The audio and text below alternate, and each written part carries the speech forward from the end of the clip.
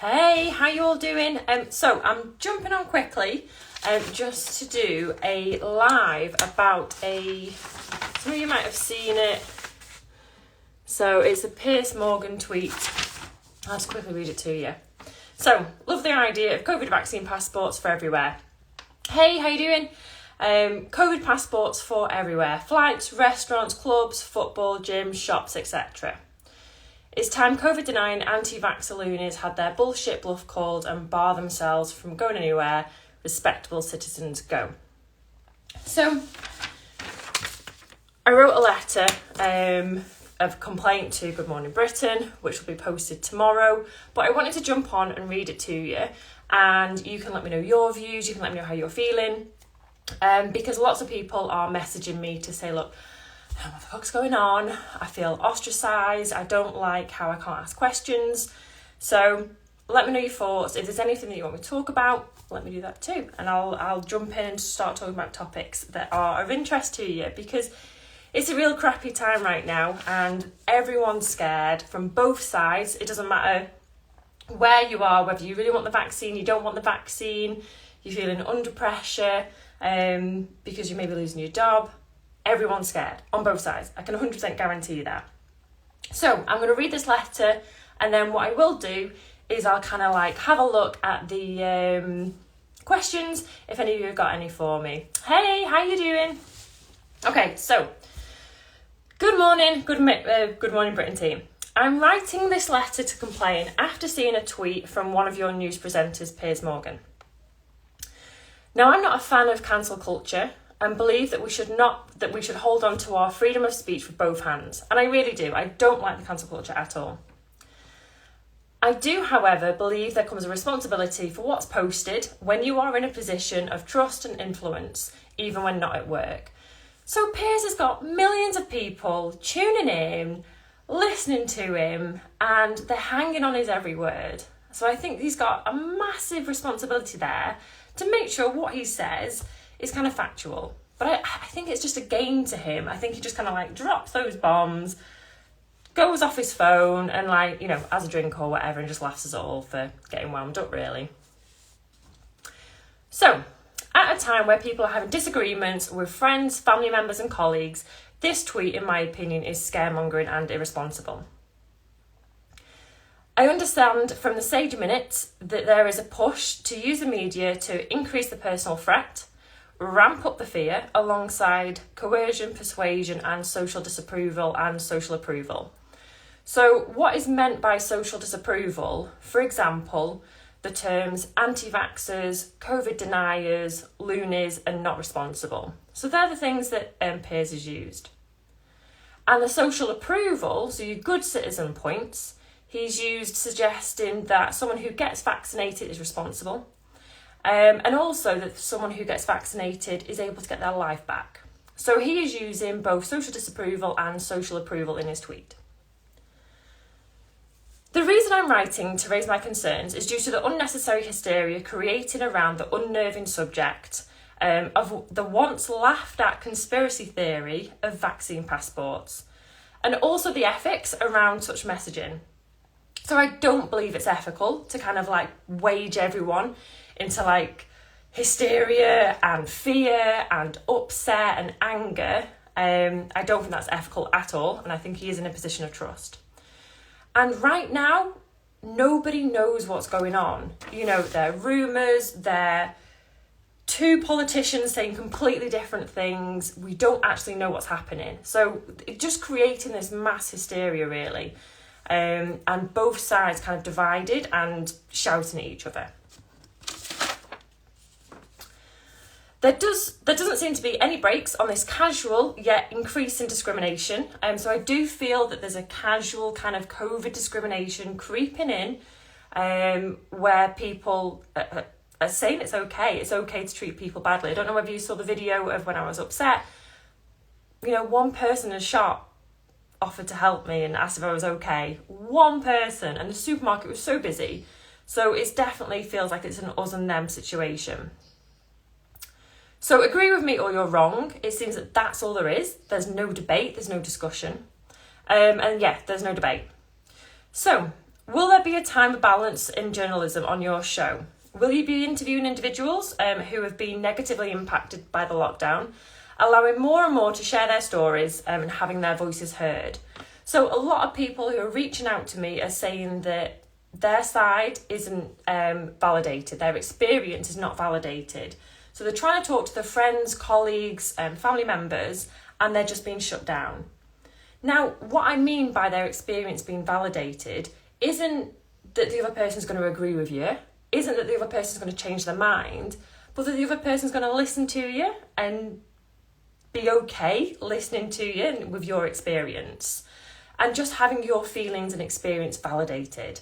So you can still have disagreements. One of my friends, she had different fears to me. She wanted the vaccine, I didn't try and discourage her.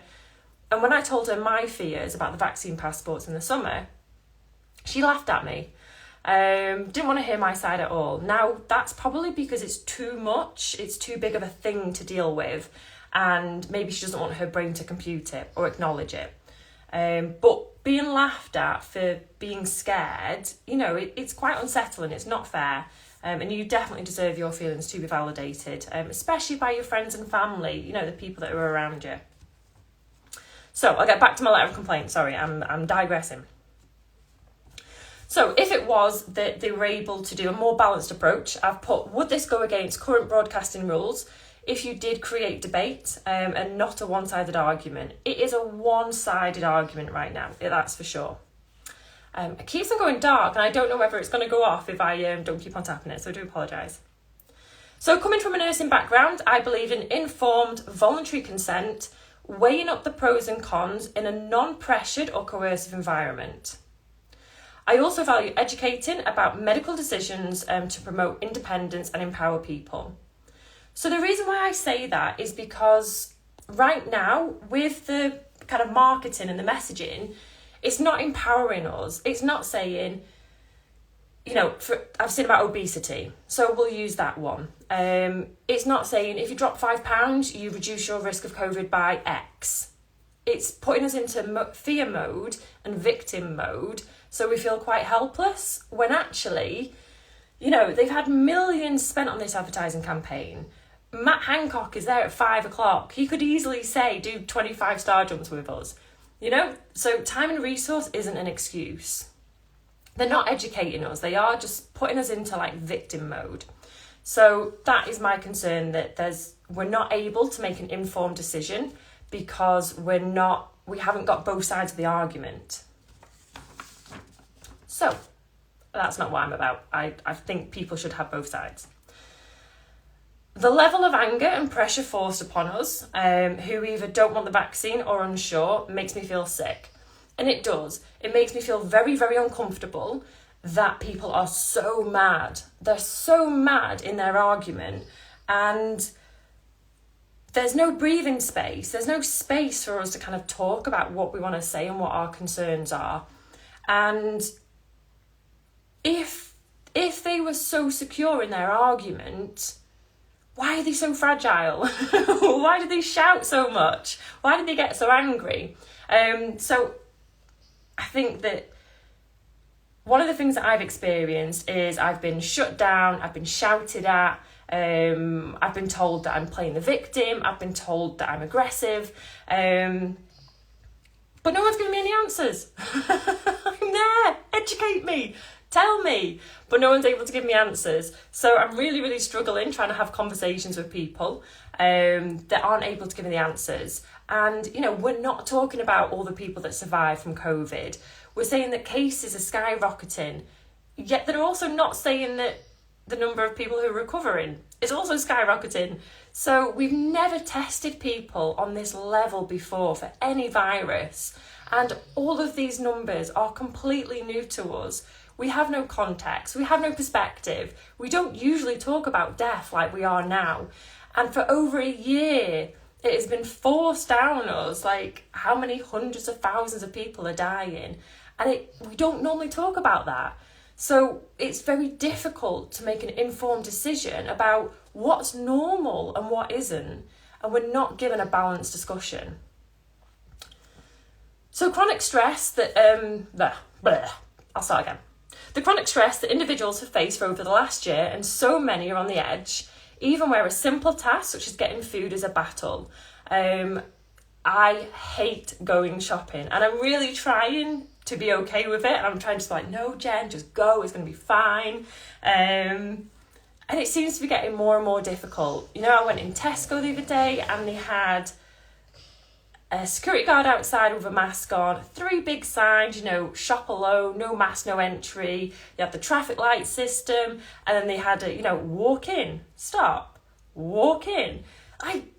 What is this? It's just bananas.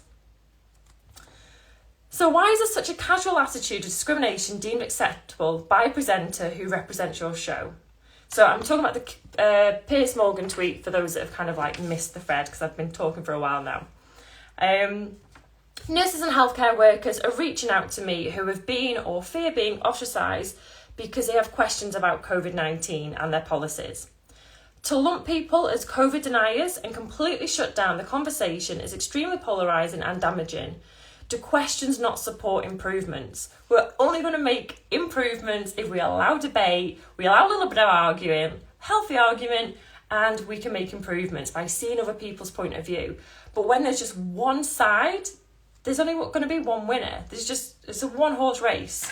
And that really, really is concerning for me. I don't have all the answers. I don't know what the answer is. But just because I don't know how to fix my boiler doesn't mean that isn't, my opinion isn't valid. So I know when my boiler's broke. I know I need to call an expert. I know I need to get 3 quotes. And then they come and tell me what's wrong with it. So my point being is that I don't know how to fix this, but I'm still allowed an opinion on it. So again, I've been shut down in conversation by people saying, well, what's your answer? Well, honestly, I think community immunity, like, you know, allow the susceptible to shield and allow people to get on. But I think that a lot of people aren't able to make that decision because we're not given a picture of what a COVID patient looks like. So, nearly finished now. I digress. I waffle, I do, and I miss people so much. I miss talking to people so much. So, I've attached the tweet, so that's a Piers Morgan tweet I'm talking about. So I've attached the tweet, and if you were to change the word COVID denying with black or anti-vaxxer with disabled, people would be up in arms. People would not allow this, but it just seems to be casually drifting in where people are like, yeah, you're right. You know, we should ban them all from pubs and clubs and restaurants and having any fun because they're so irresponsible. And it's so dangerous to allow that to happen and to allow that to creep in. So if anyone is having a discussion with you about it, ask them, what other protected characteristic would you be allowed to say this about? You wouldn't be able to talk about someone's race or religion or gender. So why is it that someone's choice about how they their health choices is impacting their quality of life? So it makes me really, really uncomfortable that this level of casual discrimination is just kind of creeping in. So it's difficult to imagine a time where we would allow segregation of black and white people. And it wasn't that long ago. I'm going to get my years wrong now. The fact check is going to be on me. But it's like the 50s and the 60s. I'm going to have a look because I did do a Rosa Parks post before. That wasn't that long ago that black and white people were segregated. Different areas on the bus, different schools, different doctors, different lawyers.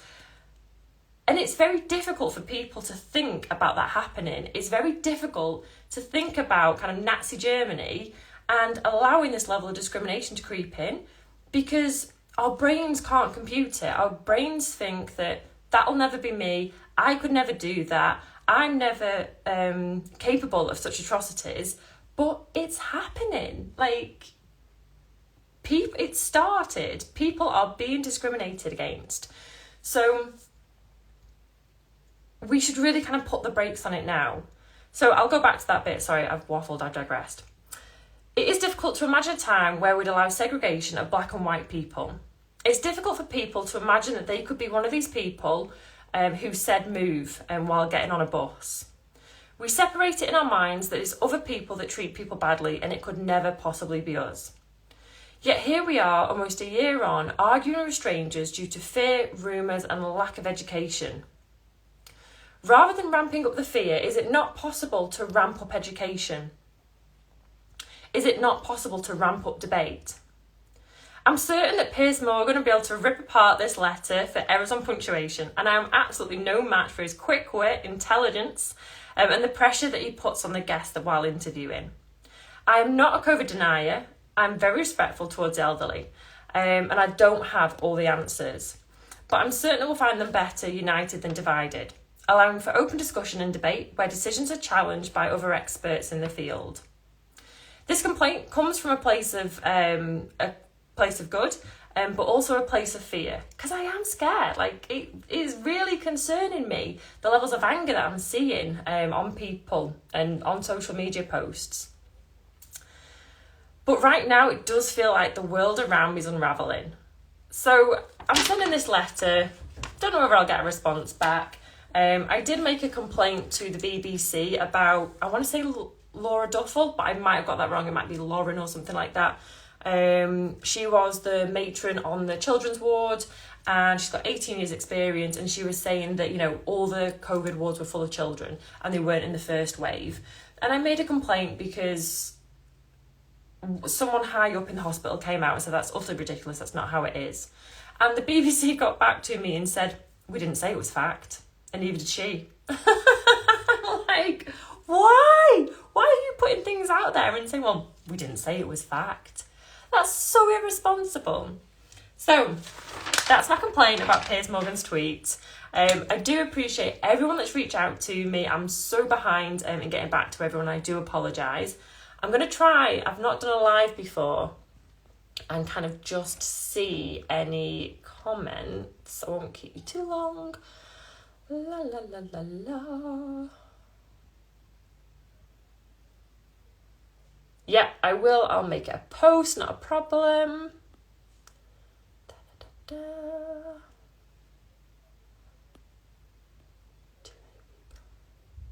Yeah, too many people not willing to enter in a reasonable discussion on both sides. And the thing is, we're both right.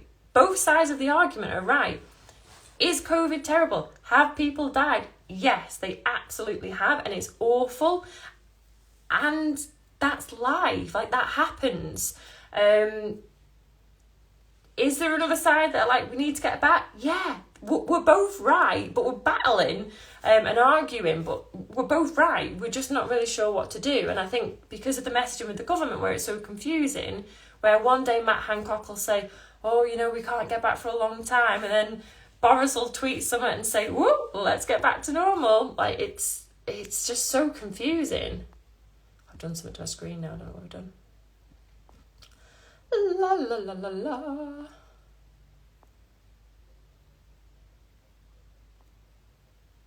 Okay, fantastic. Right, so I'm gonna go. I just wanted to come on. I don't even know how long I've been on here for now. I just wanted to jump on and kind of talk about that tweet and the letter of complaint that I've done. I am completely against the vaccine passports. I think they are a terrible, terrible idea. I don't think that people kind of understand what they're possibly signing up for. I don't think there'll be any breaks to it once we've started. As far as I know, if someone can prove me wrong, the vaccine doesn't stop you from getting it. It doesn't stop you from giving it. So why would everyone be safe who goes to a restaurant when you can still get it and give it to each other? It makes no sense. There are going to be people who can't have it for medical reasons, who can't have it due to allergies, religious reasons. They might be pregnant, they might be wanting to have kids, as well as just people who don't want it, either because they don't want it or they're just not sure right now. So I just think it's a terrible, terrible idea, and it is absolutely nothing like me getting a certificate for yellow fever and going to the bloody Congo. It's nothing like that. So if it is that people are coercing you, trying to persuade you into having the vaccine, make sure you are able to make an informed decision. Make sure that you are given space to do that. Any kind of things that sound like they're really going to put pressure on you, ask for it in an email. verbal conversations, ask for it in an email, take some time away, have a couple of days off and just read that information and find out all your rights. So I'm going to go now. If any of you have any questions, please let me know and I will chat to you soon. I don't know how to turn the live off, so I'll probably be fiddling around for a little bit. But thankful for watching and I'll chat again soon. See you later. Bye.